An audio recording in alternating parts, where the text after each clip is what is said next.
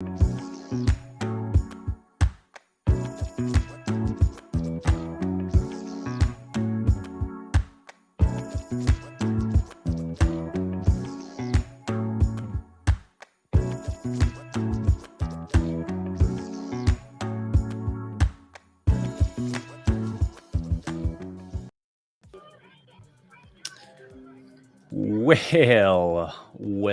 we are live again, and this time we have a special guest here. First time Positively Relentless has brought on a guest. About time. Yeah, I know. We've had a couple people kind of chirping a little bit, but had to kind of set the base show for a little bit first. So this is episode 24, so it makes sense. We've kind of I'm the Kobe Bryant of podcast guest, I guess. Today you can be. Yeah, I'll take it. You want to drop 81 and just hit all kinds of fire? We'll sit aside and let you do it, man. Kobe. But so obviously this is Enyi Nduka, very frequent regular with Dallas Prospect, kind of one of our, I don't know what you wouldn't say correspondent. I don't know what label we would give to that, but I don't know. A regular, let's just say a regular with the Dallas Prospect, Mavs Fast Break, any number of shows that we've packaged over the years for the channel. And we're going to be talking Mavericks basketball here. Obviously, they had a game just a few hours earlier. Did they? Very, very early game. Did they know they had a game? I don't know. But that was when James and I were talking about this earlier today. As soon as we saw the start time, we're like, this isn't going to be good. Yeah, James. It wasn't going to be good because they were playing that athletic Magic team. I told you this was a game. They got lucky that Apollo didn't play, because if Apollo was in there, he'd have gave them 30-15. Shoot. Yeah. It was the quintessential trap game, which we already saw them fall into against New Orleans. And they did it again. And it was almost a double trap game, because weren't they missing someone else in their lineup as well? Like, it was the same thing as New Orleans, like missing multiple key pieces. Or no, it wasn't that they were missing two pieces. It's, I think, their next game you have Bradley Beal out as well. That's what they were saying with like double trap game. That's right. Yeah, this was a real stinker of a game for the Mavericks. Basically, anyone not named Spencer Dinwiddie just completely laid an egg, and it was brutal, and I hated it. So it wasn't a bad game for Christian Wood, because he didn't play. Yeah, and insofar as his stats didn't take a hit, I guess. But yeah, he's missing. Yeah. He's missing against Washington too. Oh, they've already. I guess they're back in Dallas. So that makes sense. It's a frustrating case of that. We'll get into the Christian Wood thing a little bit more. I want to hear your takes. Yeah, we'll get into that. Let's. Do you guys have anything else to touch on for the game just now against Orlando, other than the fact that it was ass? I mean, like I said, man, I knew, like, when we played them last time. We beat them last time, but like I said, that DDP, I said all year, Dallas is going to struggle with athletic teams. Like when they play Toronto, the Pelicans, athletic fours, guys that are 6'6", 6'7", 6'8", that can dribble the ball and can take it to the hole. Dallas is going to struggle against those guys, especially, and if they got any kind of bigs in there that can match that. Oh, if they miss the shot, then they crash the boards, get the offensive rebound, or get a second shot, points in the paint. They're too big. And I knew when I saw France, Wagner, that last game, I said, he's got that quick, like that long Euro step. I knew he was going to do that all game against Dallas, and that's what he did. He took advantage of them one-on-one matchups, man. And Wendell Carter, double digits in rebounds. I mean, you just kind of knew this was going to happen, especially with Christian Wood being out. I was like, this is a recipe for disaster, especially when JaVale McGee ain't giving you jack poo, you feel me, in the lineup at all. I don't even know why he's in there. Dwight Powell, I love how he plays hard, but he ain't going to get you more than 3 rebounds in a damn game. So, when Luka is always your leading rebounder as a point guard, it's always going to be a problem, in my opinion. Yeah, there's nothing wrong with how the Mavs roster is built. There's no reason to struggle. It's not that the roster composition is poor or anything like that. That's not to say that they don't need adjustments or that they can't make upgrades, but I don't think with the way it's constructed that there's a reason for this struggle. I just think that they have a really bad habit right now of kind of looking past teams. It's the trap scenario. It's a team that hasn't been very good in a while, with a major guy out, their best player essentially out, and the Mavericks just kind of overlooked them. And I think this one being an early start time fell into that trap even harder, because they looked flat through a lot of that. Like it wasn't, like I said, Dinwiddie was the only one really doing much of anything. Luka's streak of 30 points, 30-point games to open a season is snapped. So I think he ended up with the second longest streak in NBA history behind Wilt, who had like 24 or something. So that's sucks to get that. He gets 24 in this game. Sucks to see that streak end, but it's also like, yeah, ideally if things are working better and you're not having to rely on Luka so heavily, it's probably more ideal. But I don't know. What do you think, Enyi? Well, I second everything you guys said. The Mavericks do have a tendency of playing down the competition, not taking competition seriously. I was of the same mind as you guys. As soon as they said, "Hey, 4:30 start time," Paolo Banchero is ruled out. It just reeked of a trap game, a game that I felt like our guys, even though we're pretty, I don't want to say an old team, but like we aren't super young. The only one that's, I mean, our best player is young. And you know, probably our second best player in Josh Green is young. I'm just kidding. But you'll think they'll be a little bit more mature to be able to handle a situation like that and be like, hey guys, we're not gonna lay an egg. We're not gonna come in thinking that this team is gonna roll over. If they had paid attention all year to this Magic team, they should know this Magic team ain't the same Magic team that we're used to.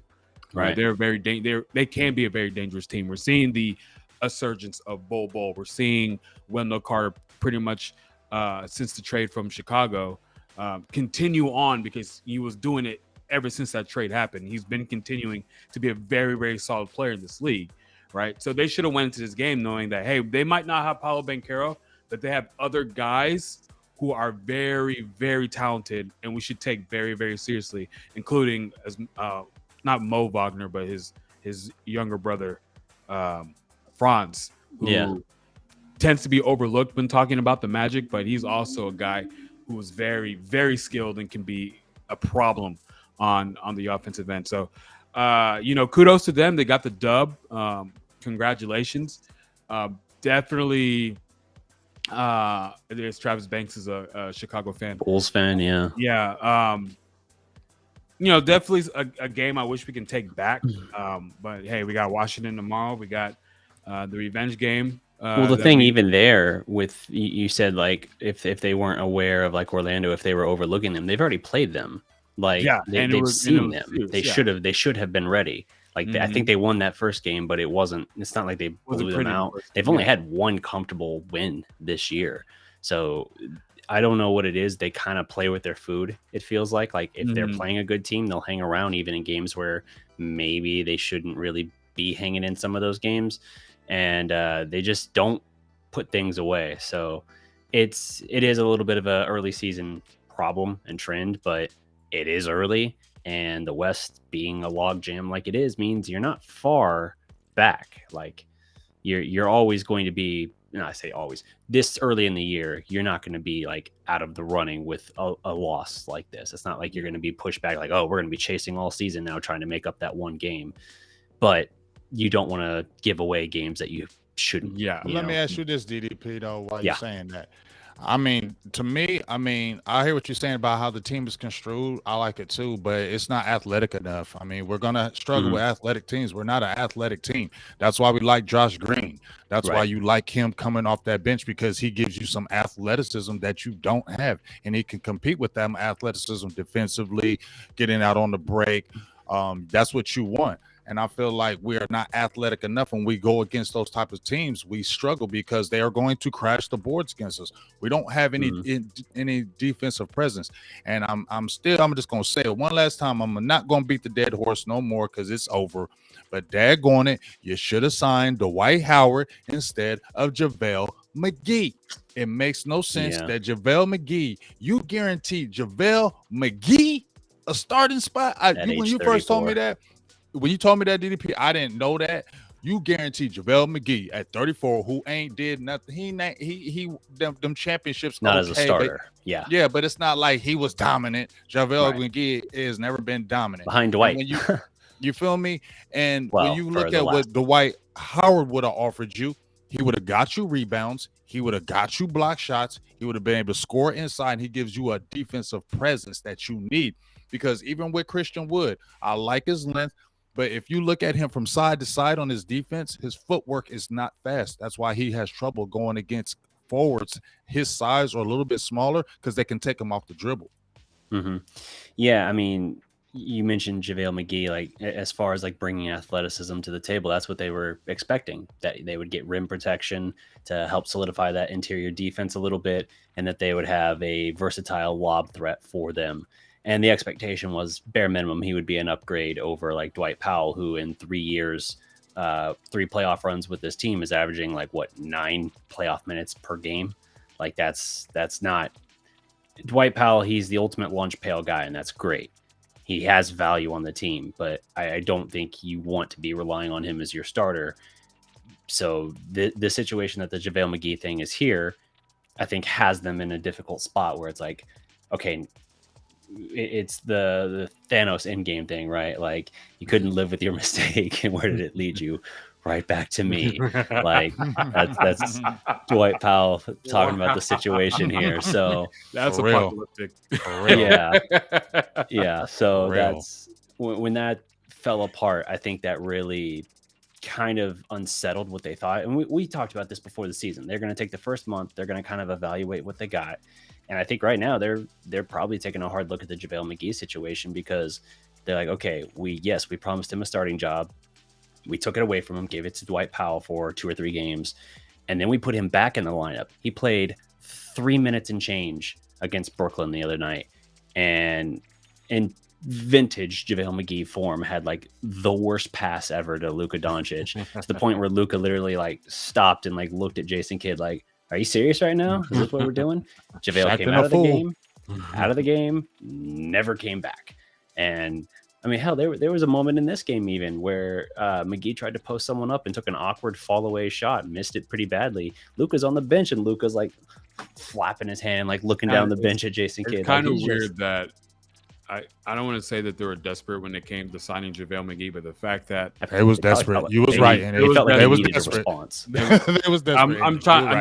I'm trying to be tactful and Don't be tactful. but yeah, it was desperate. But not only did you promise him a position on the team, but you gave him 3 years, right? Yeah. And Right. If I remember, Hell.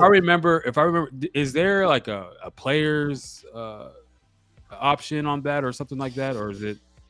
I hope it's a team at least. I think it's a team. I think guys, let us know in the chat. I think it's a if it's team a option for 21, year man. 3, but That's crazy. yeah, it But- was the pressure of feeling like they needed a response because the Jalen thing happened and they weren't getting these other guys, these other names that they were. You always hear the names like Mavericks are in consideration. Never happens. Yeah, and so right. I think they felt that pressure. And JaVale himself said it wasn't just like, oh, what made you want to come to Dallas? Oh, it wasn't just watching Luka for 7 games in the second round. Mhm. just It wanted to was start. because they offered him a starting job. Yeah. Like it was reuniting with Kidd, being offered a starting job, and he was aware, obviously having seen Luka up close and knew how far the team went that year. Like, yeah, this seems like a good fit. Who else is going to give me a starting job at age 34? Right. So it was always a reach, but the hope, and it's still early, but like the hope was, okay, with Luka and McGee's remaining athletic ability, you'll get some interior defense that's at least an upgrade over what we had, and you'll get a viable lob threat. Luka can spoon feed him all day, and it just hasn't materialized. I've always been skeptical of the JaVale McGee signing because I feel like you can get probably 85 to 90% of his production at literally league minimum. Yeah, just like, probably. we could have probably got it, like you said, Dwight Howard, and he's in Taiwan right now. I Mhm. will take a Dwight Howard at veterans minimum than a 3-year how many $1 million contract for JaVale McGee. Yeah.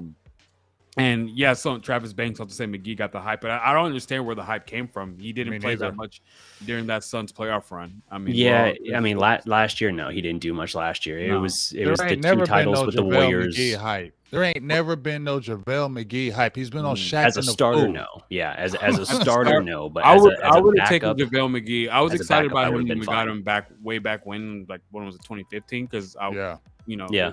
what he brought, he still had a little bit of athleticism, but it was before his quote unquote blow up with the Warriors. But what he's been giving now, I mean, it's like I said, there's so much talent in the league. I don't know what the front office is doing or what their mindset is in terms of how they have the overall look of the players in the league. But this league is more talented than it's ever been. You can literally get guys like imagine, we had a chance at a Dennis Smith Jr. if we wanted to bring him in to be our third point guard. The man was literally waiting to get signed back, begging, hey, come on, give me. Yeah, trying to try out for the NFL. And now he's starting for the Charlotte Bobcats, albeit because of a injury situation, but he's playing very well. Yeah. You know what I mean? That's the guy that literally last second was a signee that we had a chance at, and we couldn't pull the trigger. Instead, we got a Facu Campazzo, which say what it is. Ain't nothing. Still disappointed. Nothing, I mean, you feel me? Kemba Walker. There were better options for sure. Definitely. There's still better options to this day. And even what you're just bouncing off that's the thing I'm going with the athleticism. Dennis Smith Jr. has athleticism. Yes. Him coming off the bench gives you more athleticism to compete with those other guys and to put the pressure on ball defense. Because like you said, we know Luka ain't no great defensive player, but they're going to wear him down. These teams are coming into the point, just like the Magic did. They said, we're going to play him up close. We're going to body him. We're going to wear him down. Obviously, Spencer did what he did his thing, but beyond that, if Reggie Bullock, and we gonna talk about him, or then Finney Smith, they not hitting. I mean, it's bad. Like if we ain't hitting our 3-point shots, buddy, it's bad. Yeah. Let me run these stats on the McGee situation here. So he's averaging 4.3 points, 2.6 boards this season. The first 4 games of the year, he was averaging 12 minutes 45 seconds. Since then, he's averaging 6 minutes exactly. So it's bad. Even if you take the sample size of those first 4 games, you're not getting a whole lot production wise out of him. And he's been bad defensively, and the interior has been really bad. I remember that Pelicans game, what was it? Valanciunas went right at him repeatedly. First play, kill him. Repeatedly, and it was just matador defense. He was giving up the position, he was giving up easy buckets inside, and it was ooh, that's troubling. And it just feels like we've seen a lot of that again. Now you're getting these plays where in that situation, Luka's easy cutting in the middle of the paint, cutting to the basket, and he throws the ball 6 feet over his head like a bullet. I don't even know what he's doing in that case. So it's not going well. It's a failed experiment. This is here's another stat here from Grant Afseth on Twitter. He says the Mavericks scoring differential with JaVale McGee.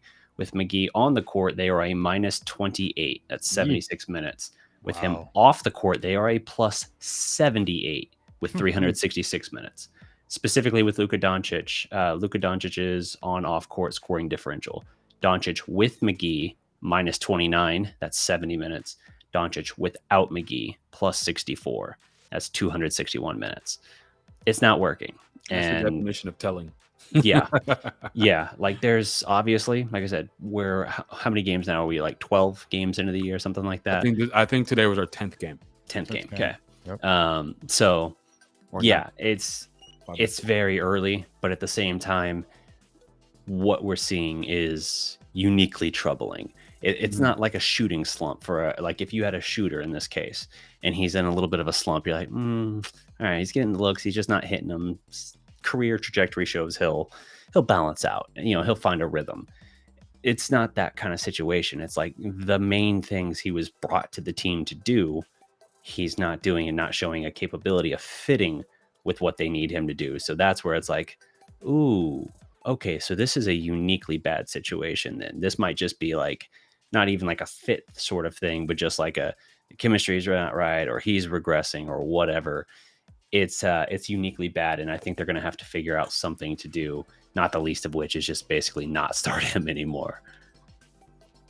Thanks, Carlos. I was literally trying to find the 10th game, 6-4. Yeah, I was trying to find the record, and I was wrong. Thank you for correcting me. But to that note, you want to know the weird thing about this team? And although we are 6-4, we had some pretty good wins. I guess 2 of them against Brooklyn, who I still think is a fairly talented team, Brooklyn, although just underperforming. But like you said, literally no one is performing at the jobs that they've been set out to do, except for, of course, Luka. Yeah. Spencer's actually doing. Spencer kind of quietly has pretty much taken over the JB Brunson role and has almost matched his production. And then Christian Wood, he had like 2 games where he really didn't do anything, but he's actually been pretty as advertised. But for some reason, he's not getting the minutes. But the guys who are the ones who are getting all the minutes, the ones who are getting all the contract extensions.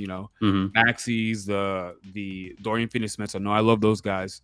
They just haven't shown up, and Theo Pinson, he said on this, I think he put it on his YouTube channel talking about how he hates it how they're catching slack, but I mean that's what are we supposed to do? That's what your guys are literally on the court. They're on the court to play defense and shoot threes. Yep. And if you look at our defensive ratings, where a lot of those guys are playing, it's not where it needs to be. Right. And then I love the Dodo extension. The Maxey I still love the Dodo extension. Maxey, for the value, it's great. Yeah. The Maxey one scares me just because of his age. Higher than a lot of the people who I talk to. A lot of people are beginning to question it. I'm just like, look, 11 mil in the next couple of years, that's like the average. A below average NBA player will be making 11 mil here in the next couple of years. Right.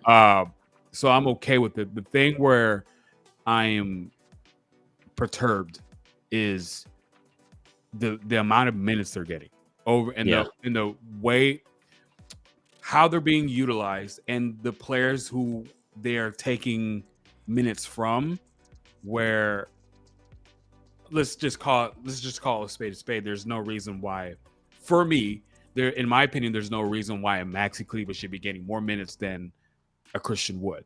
Yeah, absolutely. Right? Especially with the level of play currently for Maxi. I was talking with we talked Mavs, the Go Gang. Shout out to them boys, Rel and King. But I was talking with them, and a lot of people are like, "Oh, because Maxi's defense or whatever," and I get it, right? But what Maxi is producing on the defensive end does not offset what Wood is producing on the offensive. Does not offset, and it's not so much greater than what Christian Wood can give you on the offensive end. Then it makes sense to play Christian Wood 21 minutes, Maxi Kleber 20 whatever 9 minutes, have Maxi close out games. We've literally had possessions, last shot possessions where the lineup was Luka, Dinwiddie, Reggie, Dorian, and Maxi. Where it's like, we have a dude who's probably the most efficient dude on our team on the bench, and you can't say it's because of defense, because we literally had one shot and we're on offense. Like, it makes no sense. And Christian Wood in that situation is shooting 46% from 3. He's shooting very well. Even the games where he's not producing a lot, he's still, whatever he's producing, he's still doing it efficiently. Yeah. And his defense, yes, I understand, is not, up to par. It looks kind of, wonky. He's still, and he's not as bad to where it's like, in my opinion, it's not detrimental. You know what I mean? We have the players, like, this is why we gave Dorian Finney-Smith an extension, so he can kind of make up for the I guess the lack of defense for a Christian Wood, so he can give him help, or we're so high on Coach Sean Sweeney and his defensive schemes, and I know Christian Wood's trying to learn it, but he's not going to learn it as fast when he's on the bench, where he can actually play and see, hey, when they're going through film, they can be like, hey, this is what you did, this is what you should have done. You know what I mean? I don't know if it's mind games that Kid is trying to play. I do.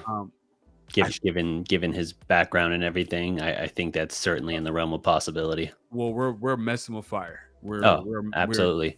James, I know you got some opinions on this. What are you thinking? Is Kid playing with fire here?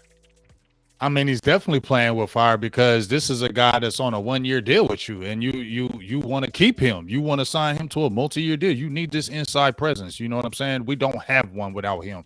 Just like what you're saying, we don't have an inside presence. Period. It's not Maxi Kleber. It's not Dwight Powell. It's not JaVale McGee. It's none of them. It's Christian Wood, and yeah, he definitely needs to be. And just like what you were saying, I mean, since we've seen so many games this year where you got Maxi Kleber at 26 minutes, Christian Wood 23, Maxi Kleber with 30 minutes, Christian Wood with 24 minutes. And then you see Christian Wood getting 21 to 10 in 24 minutes, and Maxi Kleber getting 5 points, 2 of 7, you know what I'm saying, 4 boards, and what? Why? I mean, I get it. Now, I will say, I feel what you're saying, Enyi, that it's not so detrimental as far as the defense to keep him off the court. But yes, he still does. If you watch him in the games, he does have to get better. Like, Oh no, for sure. He's slow to react. Slide to side, his foot speed, and Yeah. with that length, you gotta try to block shots. You know what I'm saying? Because he averaged like a block over there at Houston. With that length that he offers, he's got to get in there and block shots. Now he's doing good on the rebounds. I like how he's rebounding. You know Which what I'm is saying? part of defense. Yeah. There's a philosophy where rebounding is a part of defense. Definitely. So he's in there doing that. And I'm not even being critical of that, but I'm just saying, I guess I'm trying to look at it from what I don't know what kid is doing. There's no reason to do it. There's no point to prove because this is one of your better players on the team. There's 3 players on the team that we can sit there and say are our dogs, right? Mhm. Dinwiddie, Luka, and Christian Wood. So why are you not playing one of your dogs when you ain't got that many dogs on the team? Yeah. Feel me? Do you think it comes down Josh to Green's about the? to be a dog, by the way. Do you think it comes down? Josh sorry. Green about to be a dog. Josh Green, yeah, I think so. You about to be. Do you think in the case of Wood that it comes down somewhat to Kidd's perception of effort, that he doesn't feel like Wood is giving full effort defensively? It's one thing to have certain deficiencies. You can coach around that. But do you feel like it has something to do with the perception that he's not giving full effort, or he's not, following his assignments properly, and that is factoring into why he's not playing specifically in crunch time? Because he'll have 21 and 10 in some of these games, and he'll just be killing it. And then it's like, oh, here we go into crunch time, and there goes Wood to the bench. See you later. It's Like, it almost doesn't. I don't get automatic. it because it's frustrating because it's like you said, when he starts getting on a roll, it's almost like when Jason Kidd is about to sub him in the 4th quarter. It's almost like the set time. I don't like that part of it because he's like he brings them in at a set time every game, like around 6-7 minutes. Here comes Christian Wood. At the end of the game, 3rd quarter, he's turning up, going crazy. 4th quarter, he's gonna get all that mid 4th quarter. And then when it comes down to 6 to 7 minutes, here comes freaking Bullock and Finney Smith. I'm like, I'm gonna keep real. I don't want to see Bullock right now. I don't want to see Bullock right now at the end of the game. You need to put, if you want to put somebody in the game, you better put in Christian Wood and sit Bullock down because he ain't offering you nothing right now at all. I mean, he can't create off the dribble. His game is the 3-point shot. If he ain't hitting a 3-point shot, what is he doing? The Mavericks, to your point, now you said the Mavericks are lacking in the athletic department. Yeah, on top of that, when I was doing the little, I guess, the draft breakdown wish analysis, list, that 45 minutes ended up being completely irrelevant. that was great. We posted it, and then the next day, I did that video like was at the Christian 2. Wood trade. I did that video like at 2 in the morning. Like it was. Yeah. I put work in. I know, you, dude. DDP. I edited like the video. That video so was like an hour and a half. I cut it down to 45 minutes. I'm sorry. Trust me, I was hurting too. But anyway, like one of the things I was looking for is because I know what the team lacks and is lack in creators, and some of the sentiment around the team is, oh, Luka's going to create for everybody. He's like, you don't want Luka to be 100% responsible for the success of the offense, right? Luka had a bad game today. Yeah. Spencer Dinwiddie had a good game, but you would want other people to take the pressure off Luka, right? That's the whole reason why LeBron went to Miami and went to Cleveland and went back to, or then went, you know what I mean? He's never wanted to be the person where I can look to my left and my right and be like, okay, it's a very, with how competitive this league is and how talented it is very tough to do it by yourself. And Mhm. he's young. He's probably feeling good. But if it persists, like I said before, we're playing with fire. You Yeah. better, nourish the talent that you have. You have, Christian Wood, although he's not like top 25 talent, he does have Right. the makings of a guy who can create for himself offensively, get buckets efficiently. Because Mhm. one of the things we kept saying was bad stats or good stats, bad team guy. But even in Houston, when he was losing games, he was still putting up numbers and he was efficient. That's the one thing to always look at, Mhm. the efficiency. So if we compare that with Luka, now it's Luka doesn't have to do everything. Now Right. Luka can be more well rested going into crunch time. But it's like, nope, we don't want no one to take the ball away from Luka, so you will have to do everything every time he's on the court. Literally, no one else creates. Everyone just stands in their spots, and then Mhm. Luka just reads. And it's cool and it's fun right now. But I'm telling Mavs fans, you don't want that. You, Nope. Yeah. you do not want Nope. No, I Not at all. agree. That's your James Harden, that's your Russell Westbrook that. MVP seasons. Like it's dazzling from their standpoint. Luca is doing absolute video game numbers right now, but yeah, it's not sustainable long term, and it's not how you wanna build long term either. So, yeah, Christian Wood he's the most dynamic weapon Dallas has had to pair with Luka Doncic. And even if you're going to insist on him coming off the bench, fine, you should be utilizing him where he's your sixth man of the year. Like he should be right out of the gate leading the charge for that. But because you're screwing around with his minutes so much and because you're not playing him in crunch time, he's not even in any kind of consideration for it. So he's averaging 15.6 points, 7.8 boards on 56.7% from the field, 46.2% from three. His per is 20.14, which is 39th in the league. If you take out there, you mentioned earlier, he had a couple duds, both games against Orlando. Well, he didn't play today, but he had One against Orlando. the Nets, and the first time the we played Nets, the first time with the Nets. I think he had like a 5-point, a 6-point, and then two 11-point games. But it's like if you take out those handful of duds, his averages leap up to like 18.4, 7.7 boards, shooting 61% from the field and over 60% from three. Like you said, highly efficient. And he can create for himself. That's the big thing. It doesn't have to be. It's not that he's a kind of creator where he's going to set up other guys, but he can at least get his own bucket. Well, he's actually exhibiting a little bit of a little bit, playmaking. a little bit, yeah, A little bit, not like Dump it off. efficient. Yeah, he can dump it off. But you know what about what Christian Wood? I think is the reason why he had those kind of a dud type games. If in my opinion, when you watch when he comes in, I feel like he's pressing because he knows his minutes are limited. And when he gets in the game, he might look like he might take a quick shot or maybe like, why'd you take that shot so quick? Because I feel like he's pressing because when he gets in the game, he knows his minutes ain't going to be long. So he's trying to get what he can when he get in because he's coming back out. He's not going to play at the end of the games. That's what it's been showing right now. So I feel like in those games, I watched him. He was pressing when he came. As soon as he came, he wanted to score. When he get the ball again, he wanted to try to score because he's trying to get in and get them points in and trying to get it in rhythm quick because he knows he's going to be coming back out, and not in a time where he can stay hot. It's like whenever he starts getting real cooking, that's when Jason Kidd's like, all right, come on here and sit down. And if I'm a player and we're talking about playing with the player's mind, if I'm coming off, you brought me in to play, and at the end of the game, you keep taking me out, that's not going to sit well with me as a player. I'm going to be mad because I feel like I can contribute to help this team win, and I can't do it if I'm sitting on the bench. Yeah. No, 100% agree. It's one of those things, if defense is a liability for him and if it's something that he's not, whether it's effort-based in Kid's opinion or not, if that's a weakness of his, then it's like, all right, well, when I'm in here, I have to maximize what I'm doing offensively. And I have to make sure that I do this because even if this is a 1-year swim, I got to make sure that I still show out so that my value is as high as it can be.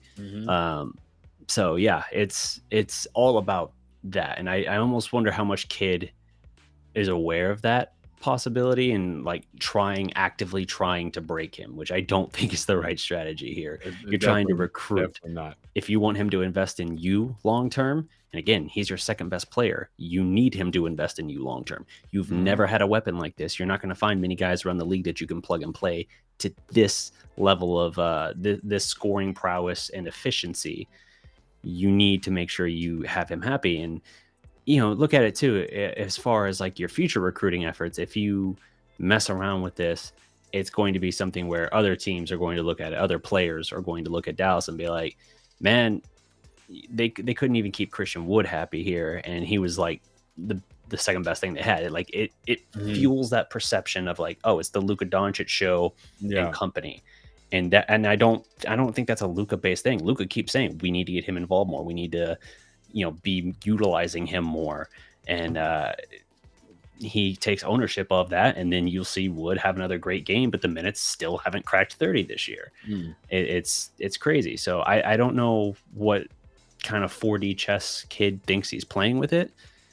He gained a lot of leeway with last year. I understand that, but I also don't want to F around and find out as far as like what we do. Because if you already feel like we don't have enough athleticism on this team, take Christian Wood off it and tell me how you feel about the athleticism. Right. That's what I'm saying. That's why he got to play.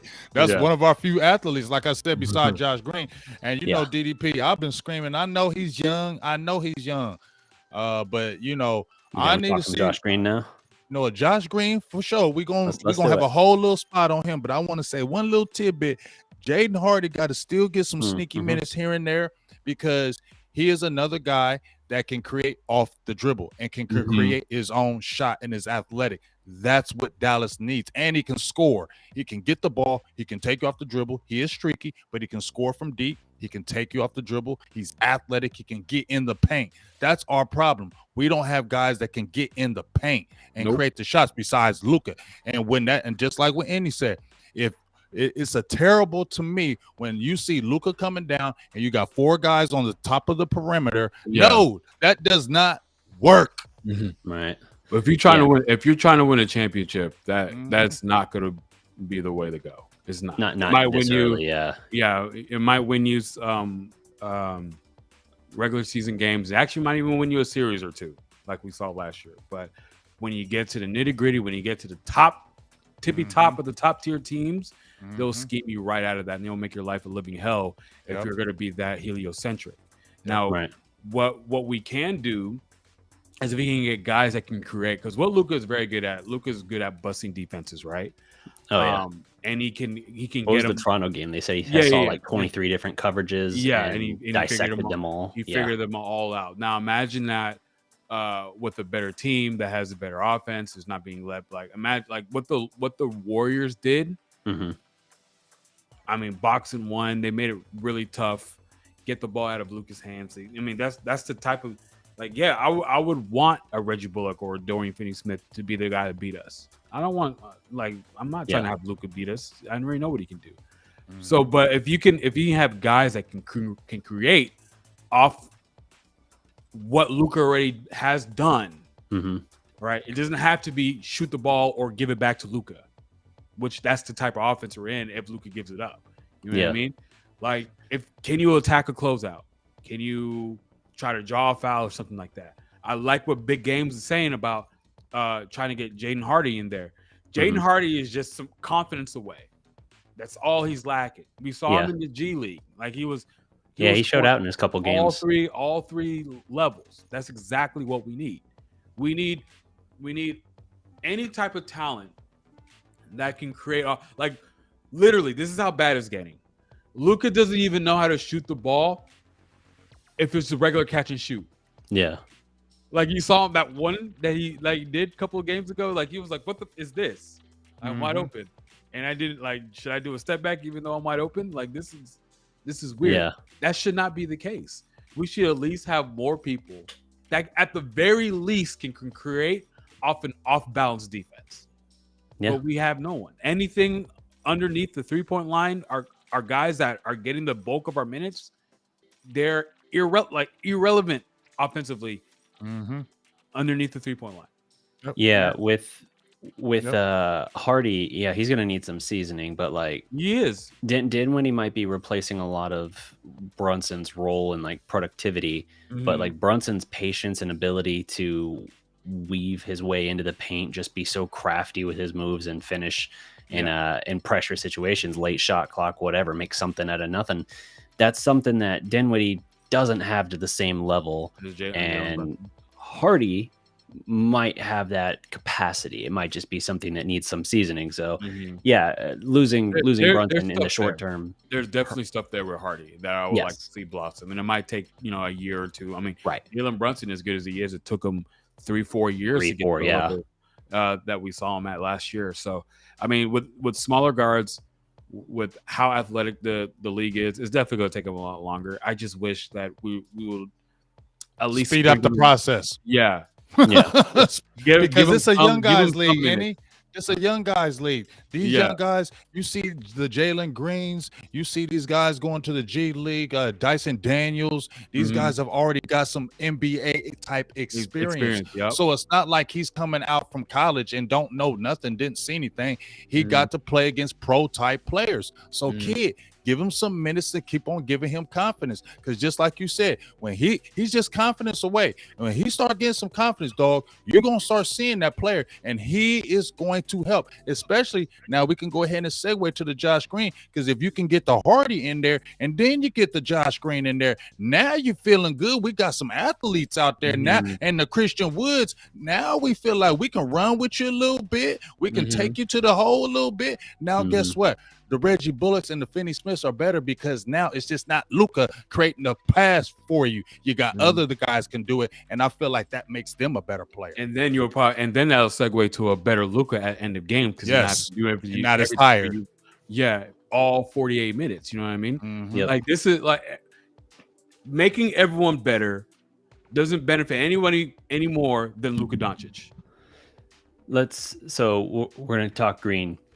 To give context on the usage that we're putting on Luka right now, the general stats on him: 36.3 points. This was entering, I think this was as of like yesterday morning.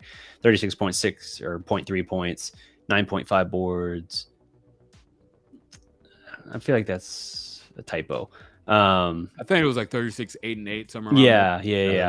I think they had a typo because as soon as I said 9, I was like, that doesn't sound quite right.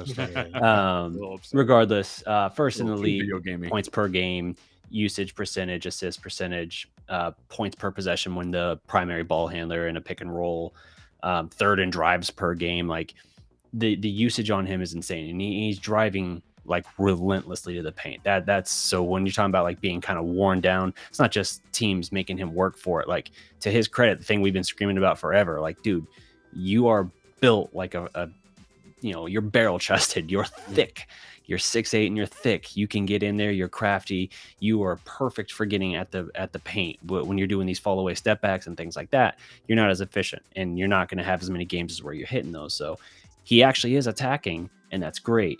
But it is something that it's putting a lot of stress and strain on him thus far, because until today's streak where he had 36 or today's streak of 30-point games was snapped, he was like 32, 35, 37, 41, 31, 44, 35, 36. Absurd. So the fact that you're now in this situation where it's like, okay, now you can get him some athletes, some guys that can create a little bit, take some of that pressure off of him, not make it where everything has to be running through him exclusively and he has to spoon feed every possession, every single teammate. That's going to open some things up. So that's building off what you guys were just saying. That's just further supporting that. Where it's like, hey, those numbers are awesome, sensational, MVP type stuff. It's not what we want to focus on right now, though. We want to focus on like the team and making it as well-rounded and well-built for a deep run as possible. Yeah. And if you're going to ask Luka to do this for a whole season, you're not going to get this same Luka come playoffs. You're just not. So, okay, let's. So we touched on Josh Green a little bit here. We're going to focus on the Brooklyn game because that felt like the coming out party for Josh Green. 27 minutes, 16 points, 5 boards, 5 of 5 from the field, 2 of 2 from 3, 4 of 4 at the line, a plus 13. Sensational. That felt like the coming out game for Josh Green. You saw a lot more confidence, not just in taking the open shot willingly, not like being reluctant. You also saw him driving and kicking, like making the skip pass, moving the ball well, making the right play in these situations. I think you saw even last year, like there was boldness in some of his creating, whether he was throwing like a a magician pass or something like that, but now you're kind of seeing him take the simple right play as well. And there's something to it. The confidence is building, and that's the best thing for him, because that's felt like the biggest thing he's been lacking in his first 2 seasons. And if he can actually add that in, then the breakout, even if it's about 10 games into the season, finally getting started, the breakout everyone anticipated might actually be coming to fruition. And that's going to be nothing but good for this team. Yeah, for sure. One of the things I always say about Josh Green is, I'm highly, like, I'm new to the hype train of that is Josh Green, but he is a template of a type of player you will want to have around Luka, right? So he hasn't been fully actualized yet. He's well on his way. Now we're getting to see what people were talking about during the summertime, but I'm more keyed into him now because, we have Reggie, we have Dorian. If we would have Josh Green be able to shoot at their level, how they were shooting at the end of at the season last year, and him increase his confidence of taking the ball into the hoop, like, now we're talking. Now we're, like James is saying, we're adding a little bit more athleticism. We have a guy who's capable of creating as well. You have a guy who can also shoot, so you have to respect him come playoff time, right? Those are the traits that I feel like we need to just copy and paste amongst all the other role players on the team. Because if you actually look at other teams, I'm not sure if it's just how the play style of Dallas, but other teams, their guys have the confidence to drive in and, try to create something. Some of them probably even too much confidence, like, maybe chill out a little bit. But, I'm almost kind of envious. Is like, man, like I see some role players are coming in and they're taking it in. It's not looking weird. Rel from Glow Mavs, and he always says he cringes every time Dorian Finney-Smith tries to drive it in. For real. Yeah.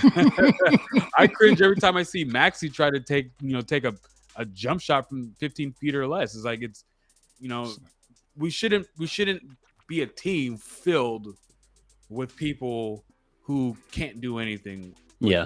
And that's why I'm so happy.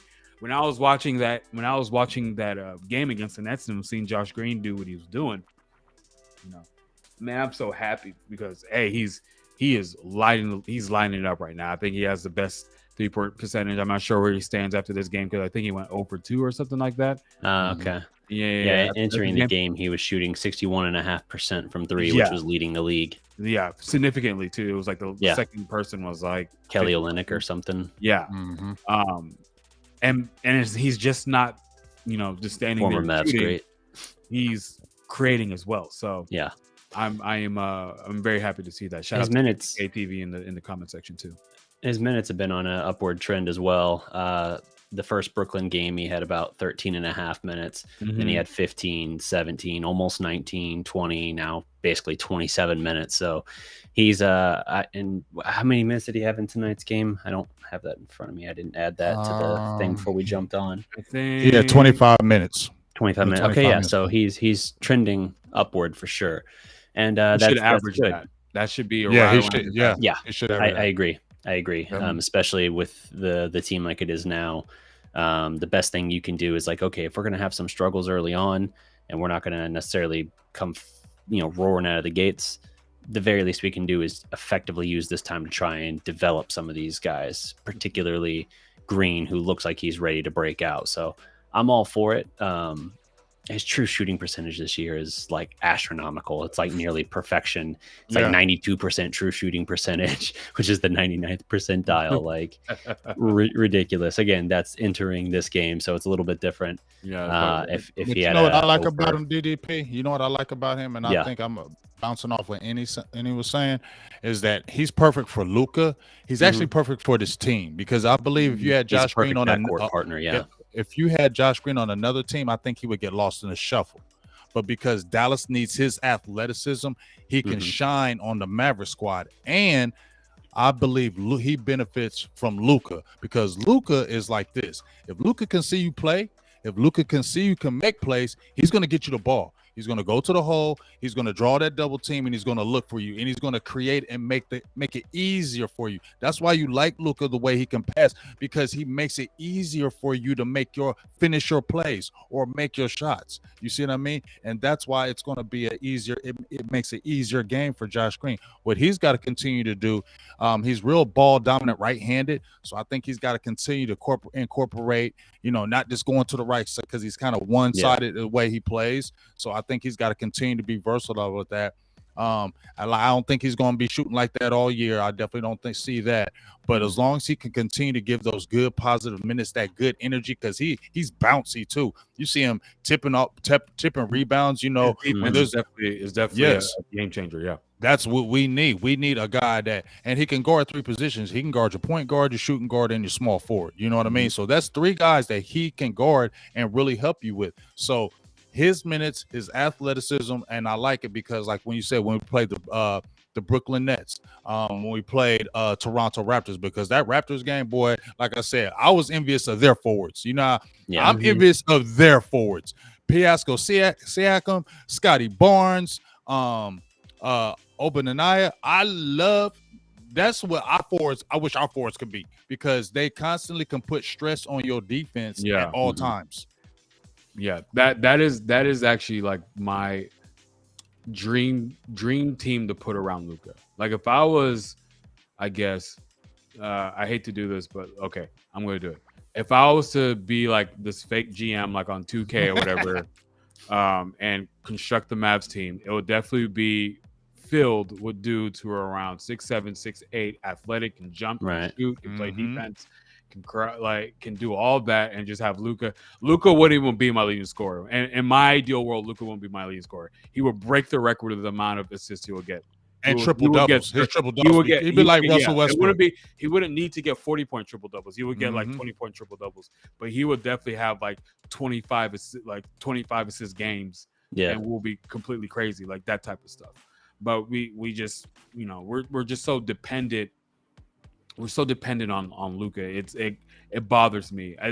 As much as I love Luka, I'm not a Luka hater. I'm just real about how I look at his game and how I look and how I evaluate the Mavs and what they're doing with them. We definitely are asking too much on a game by game basis. It's like just because you're capable of this and it's exciting watching you do this doesn't mean that this is the ideal model. And like I said, you can look to any number of guys who can set the league on fire. And I'm not saying that to say like, oh, there's so many, but like guys who put up those astronomical numbers. Russell Westbrook, James Harden are the main ones that come. Yeah. Who did you say? No, I'm just saying they never win. I thought you added a third name, and I didn't catch it. No. They always have those gaudy numbers, just like with KD. Why do you think he left? He wanted to go with Steph. He wanted to go with Clay. He wanted to go with them dogs. He wanted to go with other players that he didn't have to feel like he had the pressure of dropping 35 points a night. I don't have to. You know what? I can if I want to, but it feels good when I got other players where I can just sit here and say, hey, I can get 20, but he's going to get 40 today. That's what a player likes. I don't care what anybody says. It's good. It feels good for a little bit to be scoring when you first get in the league, but you want other players that can complement you and can take over games too. It makes you better as a player when you don't have to feel like you got to come out there and drop that. Trust me. When Luka is having a Christian Wood going crazy, he loves it. Trust me, he does. We've seen him. We've seen the memes of him celebrating when other people score. It's like, dude, if you're a competitor, and in this league, you're competing at the highest pinnacle, right? No one wants to do it by the only people who are immature about the situation that they're in will want to be. I'd rather lose games and put 30 points a game than put 20 points a game and win. Like those are immature people. Real competitors will look to their left and look to the right and be like, I'm so happy I don't have to do it by myself. I want people that I can count on. I want people that I can throw the ball to, and they'll get just as hyped when they score than when I score. Like you don't want to have to, like you want to be the guy, but you want to be backed up by highly competent players, and that's why we see, especially nowadays, that's why we see dudes run to other teams. We've seen, like I said, LeBron James. Like we made fun of him. We caught him weak. We said all these terrible things to him, and I was one of those people who said it. However, it makes sense. Like I don't want to have to go into the finals against the '07 Spurs and look to my left and see Larry Hughes and Darnell Marshall. You feel me? Mo Williams. Varejao. Anderson Varejao getting dunked on like Ilgauskas. Who are these guys? Like, come on. You want to go in knowing that you have a shot. You don't have to put up 50 points for your team to have a shot, because that gets mad tiring. I'm telling you. Take it from me, someone who's played in basketball. I'm just kidding. I was gonna say I played in basketball. We're already a 3-man podcast. We don't need to check all the boxes for the cliches by being like, let me tell you my personal sports story. Hey, I'm just saying. Hey, I hooped, and when I hooped, I played with some really good players back when I was in high school and things of such, and summer leagues, things of that nature. And I always loved getting on a team where we had a lot of good players, because number one, you feel you love to win. And just like you said, number two, it feels good when you go out on the court and when I know I can score. I know I can take you to the hole. I know what I can do. But it's even better when I know I can go to the hole, create, you go up in the air, and I can dish it off, and I know he going to spray you too. It feels so much better. You run down court, you're excited because you know what?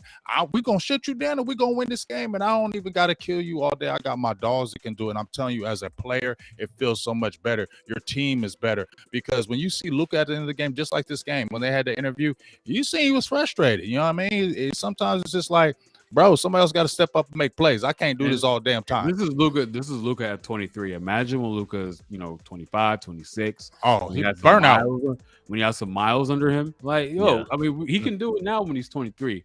When you get older, you've been like, okay, guys, like enough is enough. Ridiculous. I need players. Yeah. Jordan did it. Look, Jordan did it. He first came to the league. Kobe did it. Kobe said, "You're gonna trade me unless you get me players." You get what I'm saying? He wanted to leave the Lakers and said, "Until you got me players." Announced his trade request on live TV. Said, I need players. If you don't get me players, I'm out of here. And like I said, you saw where Jordan struggled for so long until he got some players, some dogs, the Scottie Pippens. When you get dogs with you, then you're like, okay, now your game and your team goes to another level.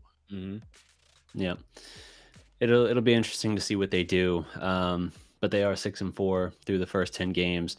We talked about it, saying we anticipated, just because of the trend of like the last decade, as a little bit of a slow start. I would say 6-4 is slow. It's not like a brutal slow start. They've certainly started slower plenty of times in recent years, but it's kind of been TGK had a good word for it in the comments there. Underwhelming. You look at multiple losses now. There's been at least 3 of their 4 losses where you're like, that just shouldn't have happened. Like that should not have been a loss. You were looking past them. You didn't take them seriously. You took a loss to a team that was missing one or more star players. Pelicans, OKC, how did that happen? Yeah, OKC doesn't even want to win. They're OKC's over there like, guys, come on.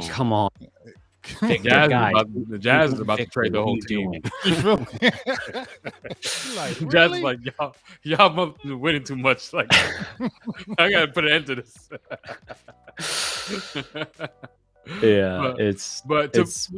Can I put a positive spin? Because I've been noticing myself a little bit down in the dumps lately when I'm talking about the Mavs, because they are doing a lot of things that are pissing me off. But on the positive side, yes, this start has been underwhelming. But if you look at the other teams who we thought were contenders, they're also even more underwhelming than that's what fair. we're going through. And for a show with the word positive in the title, at least the word positive, we probably should skew a little bit towards the positive. If we're frustrated, it's only because we know they're capable of better, and we want them to reach that potential. I'm not mad. Yeah, exactly. I'm not mad. I'm disappointed. But that pretty well encapsulates the first 10 games of the season here. Luka, sensational. Josh Green looks like the hype in the offseason, the preseason, all that is real, very real. JaVale McGee is very much not real. And we're trying to figure out where where to go from here. Christian He's Wood, not. He's not real at all. No, I hope he wasn't. That would be more advantageous for the Mavericks if he wasn't real. Man. If they figure out the Christian Wood thing, if they just stop messing around with that and they give Green consistent minutes like he's got in the last 6 games, I'll feel better. Honestly, great. just do those 2 things, and I feel so much better because I'm convinced you don't lose 3 of those 4 losses. Yeah. So, anything else you guys want to add before we wrap this up? Not too much, but hey, I appreciate you being on here. Any good to see you again. Good to talk to you again, big dog. Love talking that good basketball with you. You know, hopefully we can do some more of this. That's all I got to really say about that. Man, I appreciate that. It's always fun talking basketball. Listen to y'all's football. I still need to get y'all's takes on. Well, I think you probably did a video about Cowboys and their feelings on the Odell Beckham Jr. situation and stuff like that. It'll be nice to have another dynamic guy on the team. However, I am kind of hesitant. You have 2 guys coming off of a major ACL injury. That will be your top 3 wide receivers. But anyway, I would like to hear y'all's takes on that. So I'll probably tune in here next time y'all do a video. You can do it right quick. Yeah, I'll give you my quick take. I'll give you a quick take on Odell Beckham Jr. Now, what you said about the ACL, I feel you. But here's my thing. Dallas is 1 injury away from it being bad, especially like we had being DDP had talked about with CeeDee Lamb. CeeDee Lamb has already been nursing little nagging injuries all year. If he were to go down and you didn't sign an Odell Beckham Jr., yes, we love our tight ends, the young tight ends, but now you're going with Noah Brown, James Washington, Jalen Tolbert, who's been a bust right now. So you don't feel good about that at all. That offense totally changes up. And the only thing is going to be the sticking point is that contract because he's going to want to be secure. He doesn't want to go somewhere and just be on a 3-year deal. Yeah, and that's where I worry about with Dallas because I know they don't like them older players now. Odell Beckham is not 22. You feel me? He's older now. Dallas likes keeping cheaper, younger players. That is, to me, going to be a sticking point right there. But if they were actually to do it, that changes the whole offense. To me, it'll probably be like the way if they signed him the way they signed Amari Cooper in the midseason when Dallas was in the dumps, it was looking bad for him. They signed Amari Cooper, Dak, and Cooper hit off just like that, and it went from there. I believe if Odell Beckham Jr. signs, him and Dak are going to hit the ground running. He's going to turn all the way up, and this offense will get fire instantly. I think that's the type of impact he will have on this offense because he makes everybody else better. He's the threat. He's got great hands. He can take you vertically. I know he's got the ACL, but he's a different type of athlete. I've seen athletes, and you've seen them, that some people can get hurt, and they just going to stay hurt. He's different. He's the type that can get hurt, rehab, come back stronger. He's that type of athlete. He's different. So me having him out there just changes everything, makes everything better for the offense and makes it easier. Just like we were talking all like with the Mavericks. When Luka can get guys that can make it easier for him, the team is better. You can get an Odell Beckham Jr. on your team, it makes it easier for everybody else. Yeah. I agree. And even if he is winning like a 3-year deal, if you were looking at like, let's say 3 at 11 million a year, which again, because of the age and because of he had a bad ankle break or something early in his career too. So it's not another ACL. That's good at least, but he has had a couple of severe injuries. I would say if you're talking like 3 at 11 mil per year, that's basically what you're paying Dalton Schultz right now. And Schultz, talk about nagging injuries and not having a good year. He's already franchised. You're not going to bring Schultz back. We do like our young tight ends. So if you're going to say that, like, hey, basically you can pick up Odell, not have to go invest in a receiver, a high-end receiver in the draft if you don't want to now, and you've got tight ends to fill Schultz's spot, then you're already covering all your bases. It makes sense for me to get an experienced receiver in here because I know we've invested in a lot of young receivers. We got a lot of young receivers that we're excited about, they say. So cool. But I still want one of those guys at the top. You might not have Amari anymore, but you can still have a guy that can be a playmaker and be a dynamic option. Doesn't have to be your number one receiver by any means, but it'll make the rest of the offense better and have a big impact. So I think if they do get him, it's probably a stretch run sort of thing. Like, I don't think he really gets a lot of play before we at least get into December. But even still, I think there's going to be a good opportunity for him to have an impact this season. And whether it's Micah or Zeke, I can't recall the players ever being this vocal and active in their recruiting of a free agent. Like everyone in the franchise is I feel like they vocal have about to it. because the powers that be have been sitting on their hands for so long in terms of adding. It's almost like they're allergic to adding talent if it's not through the drafts. And I get, the fiscally responsible way of getting talent and have them overvalue or play better than what their contract is because they're on the rookie contract and everything like that. But there needs to be a balance. I remember the early days of, Romo. It used to be like, get all the free agents in here, whatever. And then who gives a damn about the draft? First round pick, Bobby Carpenter, who cares? Like, whatever. But now it's just like, who cares about the free agents? We'll just wait till all of them sign. We'll go bargain bin shopping. Yeah. And we'll just get draft picks, have them play, cut them or whatever, leave them to sign for other teams, and just keep recycling. When it's like, what about the mix of the two? And so that's one of the things that I'm really excited about in terms of they're actually it sounds to me that they're actually really considering getting a playmaker like Odell Beckham, because I mean it can help on so many fronts, just like James talked. It can help Dak, it can help Lamb, it can help everybody, right? But here's what it can also do. It can also help with constructing the team, because like Derek said, or DDP, you don't have to invest your draft picks on high-end receivers. Now you can start reinvesting in the offensive line and stop, having to, pray that for some miracle that Tyron Smith doesn't get hurt again for the third year in a row, or that, some of these interior linemen that are underachieving somehow just figure out how to play football better. Is maybe we can, reinvest, get another running back so you have Zeke insurance. Yes.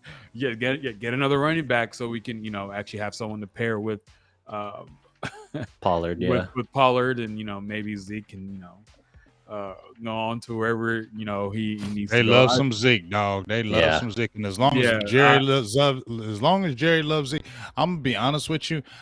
The way they did DeMarcus Lawrence's contract, where he basically said, I'll give away my signing bonus, or I'll restructure this just to get a flat out 3-year deal to stay here. I have a feeling that they might try to do that. They'll try to just negotiate a type of contract where they can keep him like another 2-3 years, because they're going to say Zeke is only 26, 27. Why not? And let's try to sign Pollard to a small deal. I mean, listen to Jerry talk about Zeke right now. He's in love with him. Like he will not hear compliments of Tony Pollard without giving the credit to Zeke somehow. Like, Tony's good, but it's Zeke. I mean, look, Zeke nothing is a has good. changed my mind. I'm sure Zeke is a great leader. I'm sure he's a good presence in the locker room. It's just what he's producing on the field is just, it's lackluster. It's definitely not rookie Zeke. If we can somehow just, if we could just make him a goal line type dude, maybe. But what we saw from Pollard 2 weeks ago, clearly, I mean, that's the thing. Is like what Zeke can bring to the table, I'm fine with, and I'm fine with the combination of him and Pollard as long as it's close to a 50-50 split. My problem is the money tied to Zeke. It doesn't match what you're paying. Like, what you're getting and what you're paying do not line up, and that's why, like, way back then, I was firmly against the extension for Zeke. Like, I raved about that for a full, I don't know how many different shows back in the day I was on with James, where it was round tables and I was pounding the table like, I don't think this makes sense. You invested all this money here, you did all this, like, and now it's dropped off. I didn't even expect the drop off in those explosive plays, like you mentioned, his rookie year. So, like, again, he has value, and I like what he brings to the table as long as it's adequately split with Pollard. The problem for me is the money is so disproportionate to what you're getting. And that I feel like a lot of times it's just you're getting more production from your cheaper option.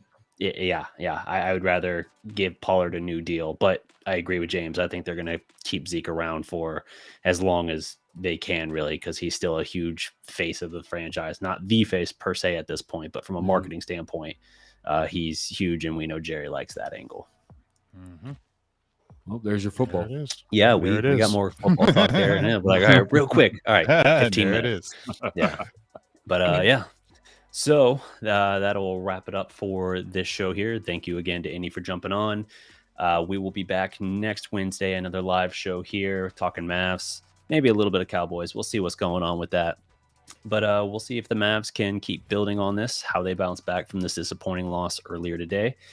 Man, we really got to figure out some kind of like off step or tagline or something for this show, because every time it's me, I just find myself just like, what do I say now? Like, I got momentum. We're going, and I don't know where to go. Hey, just make sure you just tune in next Wednesday for Positively Relentless going Yeah. down.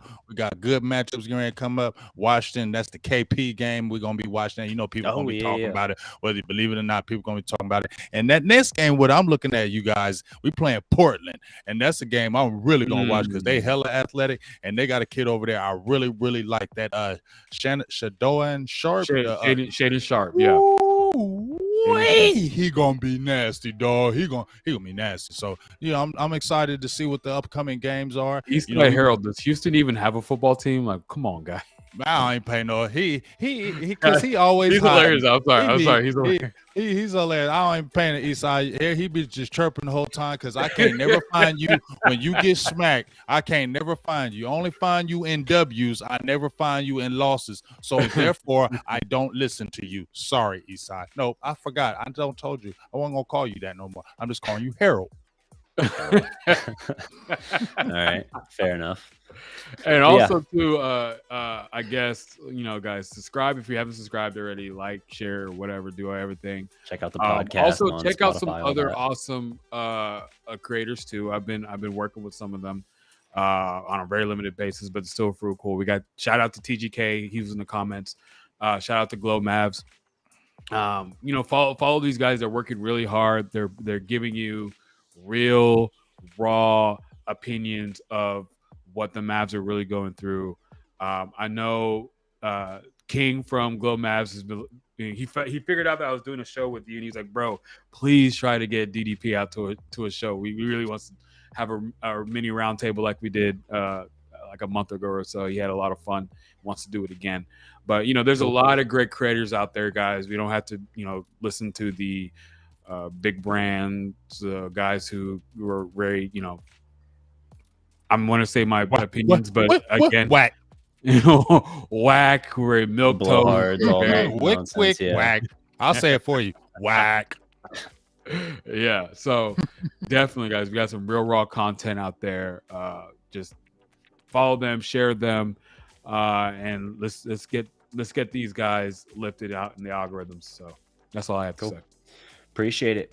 Till next time, guys. Peace.